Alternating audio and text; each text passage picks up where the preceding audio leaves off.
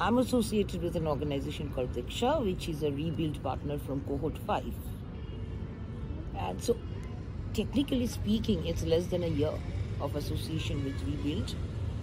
But what I would like to highlight most is the absolute trust, support, and I would say love that at least I have experienced as a member of the Rebuild community, as a partner.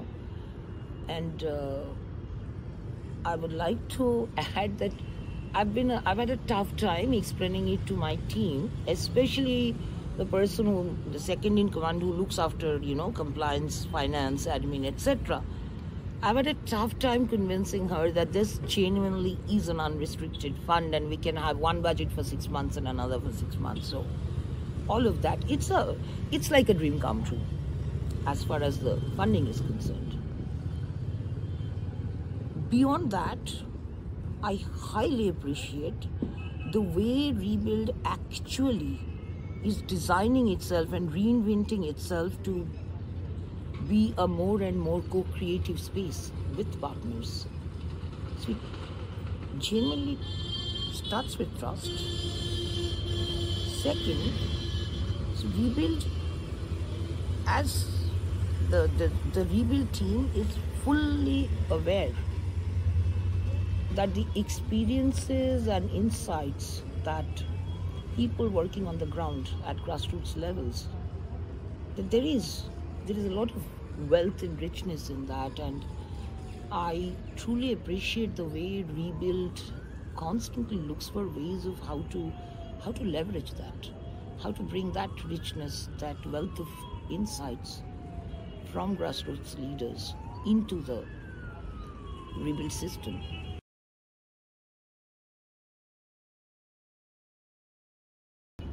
This leads back to what I had said, that Rebuild is constantly trying to redesign itself to become a more and more co-creative space.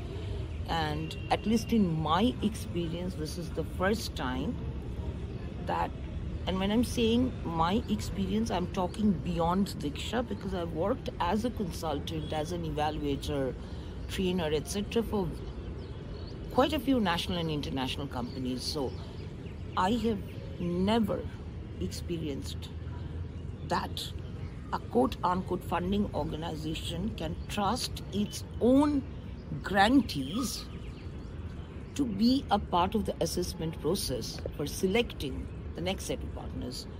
So that's where I think the relationship of a funder and a fundee, the donor and a grantee, changes and it becomes a real partnership.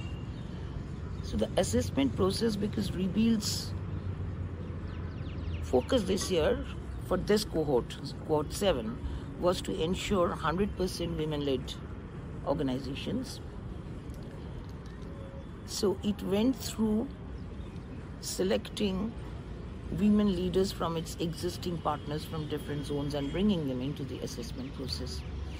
For me, it was an excellent learning process at many levels. Number one, well, I've been through that process as a partner, but so it became very clear to me as to what exactly are the parameters that are being taken into account. And for me, it was both a challenge and I loved the experience. So in the assessment process, I was trying to formulate my questions in a manner that those same parameters could be communicated in a language that's fully accessible to very grassroots leaders. I mean, for example, one of the associate organizations was who I was speaking to someone who was in the sex trade and quote unquote not very literate, therefore barely literate.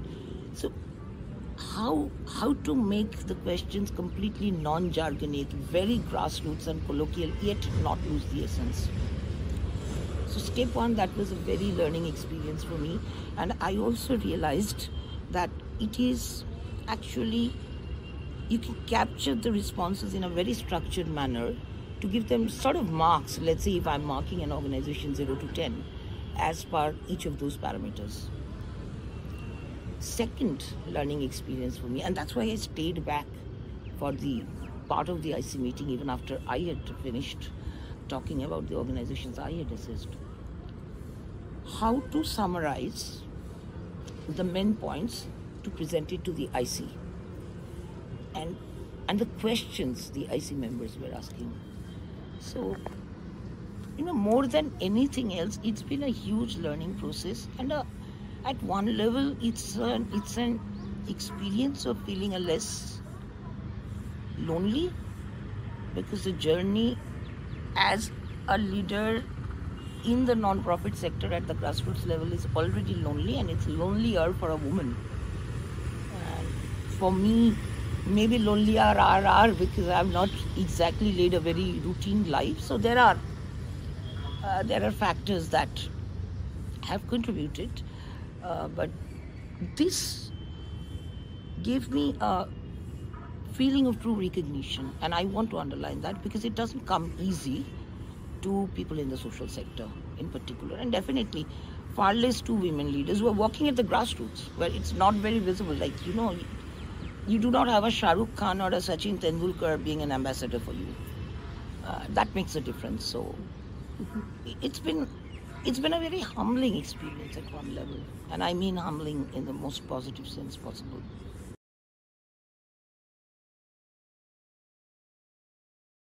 So there is an educated legal professional leading an organization versus a woman in the sex trade leading an organization. Their response patterns are very different, obviously. How to ensure, and I think I did play a role there in being able to listen to both the languages and, get what is common. But maybe rebuild within itself and for itself can define what it means by proximal leadership, because there are types of proximal leadership. Somebody who belongs to the community is one kind of proximal leader.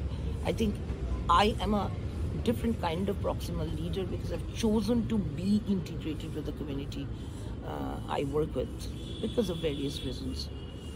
Then there are others who are not proximal in that sense, in the sense that they, maybe X does not necessarily feel part of that community, but maybe there is a bond somewhere as a woman. So there are layers of proximity with the community one works for, and maybe that's one area which could be looked into deeper.